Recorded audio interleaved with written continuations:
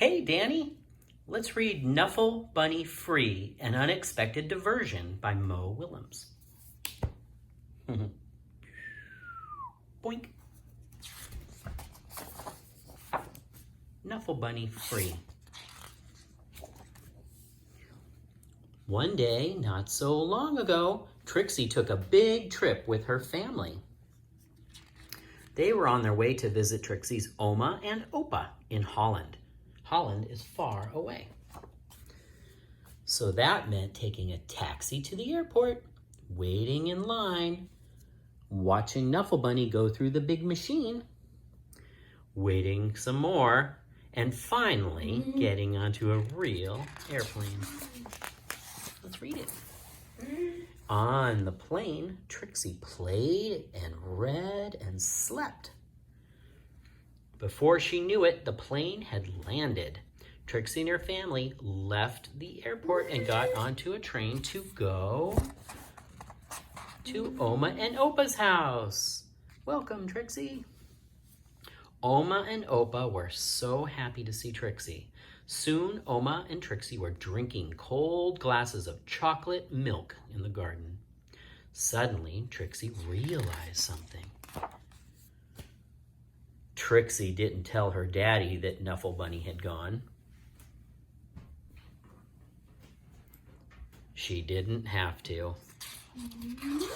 Let's read it. Trixie's daddy called the airline and asked them to go look for Knuffle Bunny on the plane. But the plane had left for China. China is very far away. Trixie's mommy hugged her and asked her to be brave. Trixie's daddy told her the story of when he was a little boy and had to say goodbye to his special lammy. Oma gave Trixie another glass of chocolate milk and remarked on how big she was getting. Trixie understood she was getting bigger, even if she wished she wasn't. The next morning, Trixie tried to enjoy going to the cafe and the swings in the playground and the carnival that was in town. And while the whole week was filled with fun things like eating French fries on the street, visiting real windmills, and feeding the ducks, Trixie was still sad. She missed her Knuffle Bunny. Oma and Opa understood. Oma and Opa had a plan. Almost done. Should we read more?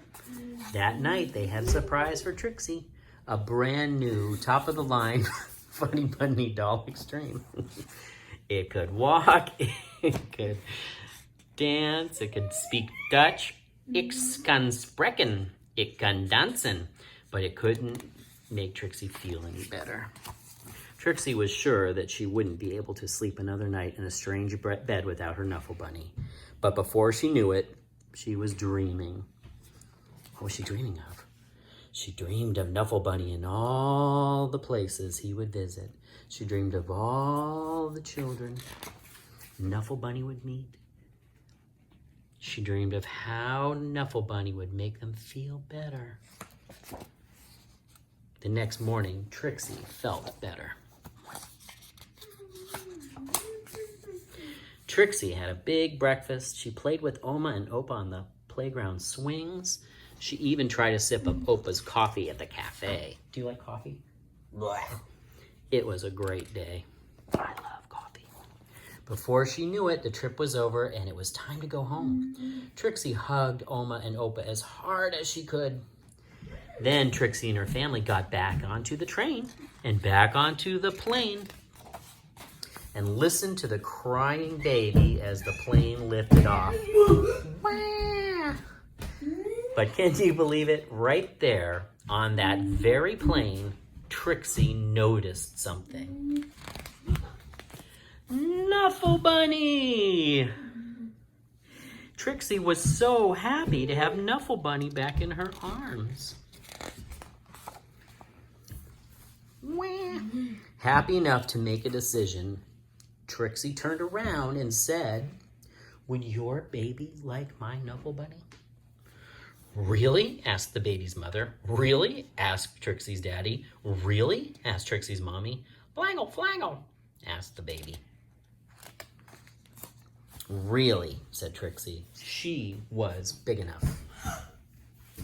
The baby was happy. The baby's mother was thankful. Trixie's parents were proud. And all the other passengers were very relieved.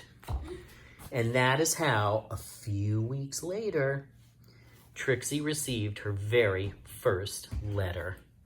The end. Dear Trixie, how are you? How are you doing? Is that for the baby? A note to Trixie. Trixie, I hope to watch you grow up, fall in love, start a family, and be happy. And I hope that one day, many years from now, you will receive a package.